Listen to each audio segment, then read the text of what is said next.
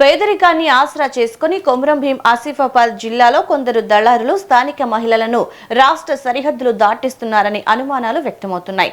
మంచి సంబంధాలంటూ నమ్మించి అందిన కాడికి దండుకుని మధ్యప్రదేశ్, ఛత్తీస్గఢ్ వంటి ప్రాంతాల్లోని వారికి విక్రయించి అక్కడి వారితో వివాహాలు జరిపించినట్లుగా కొమురం భీం ఆసిఫాబాద్ జిల్లా బెజ్జూరు మండలంలో ఓ సంఘటన కలకలం రేపుతోంది. బెజ్జూరు మండలానికి చెందిన ఇద్దరు మహిళలు మంచిర్యాలకి పని నిమిత్తం వెళ్లారు. అక్కడ మహారాష్ట్రలోని సిరోంచా ప్రాంతాలకు చెందిన వ్యక్తులు పరిచయమయ్యారు. ఆ ఇద్దరు మహిళల పేదరికం, అమాయకత్వాన్ని ఆసరాగా తీసుకుని పెళ్లి చేస్తామని నమ్మించి వారి నుంచి సెల్ ఫోన్లు తీసుకుని ఛత్తీస్గఢ్, మధ్యప్రదేశ్ రాష్ట్రాలకి తీసుకెళ్లారు. కొద్ది రోజులుగా వారిద్దరి నుంచి సమాచారం లేకపోవడం, ఆచూకీ తెలియకపోవడంతో ఆందోళన చెందిన కుటుంబ సభ్యులు స్థానిక పోలీసులని ఆశ్రయించారు. వారి ఫిర్యాదు మేరకు అప్పట్లోనే అదృశ్య కేసు నమోదు చేసి పోలీసులు దర్యాప్తు చేపట్టారు. ఇందులో భాగంగా ఆ మహిళలకి అక్కడి వ్యక్తులతో వివాహాలు జరిగినట్లుగా తెలుసుకున్నారు. 2-3 రోజుల కిందట వారిని సొంత గ్రామాలకి తీసుకొచ్చి కుటుంబ సభ్యులకి అప్పగించారు. కాగా మహిళల రవాణా కేసులో పలువురిని పోలీసులు అదుపులోకి తీసుకుని విచారిస్తున్నట్లుగా తెలుస్తోంది.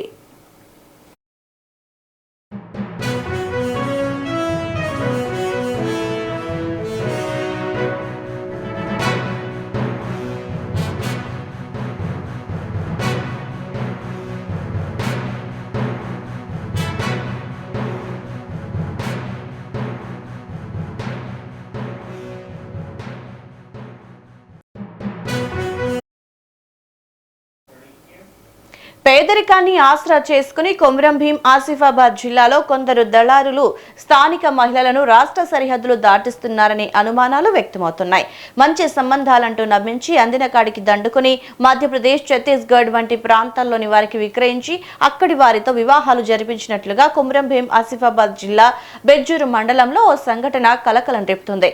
బెజ్జూరు మండలానికి చెందిన ఇద్దరు మహిళలు మంచిర్యాలకి పని నిమిత్తం వెళ్లారు. అక్కడ మహారాష్ట్రలోని సిరోంచా ప్రాంతాలకి చెందిన వ్యక్తులు పరిచయమయ్యారు.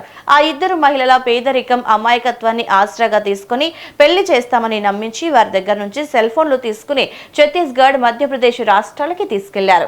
కొద్ది రోజులుగా వారిద్దరి నుంచి సమాచారం లేకపోవడంతో ఆచూకీ తెలియక ఆందోళన చెందారు కుటుంబ సభ్యులు.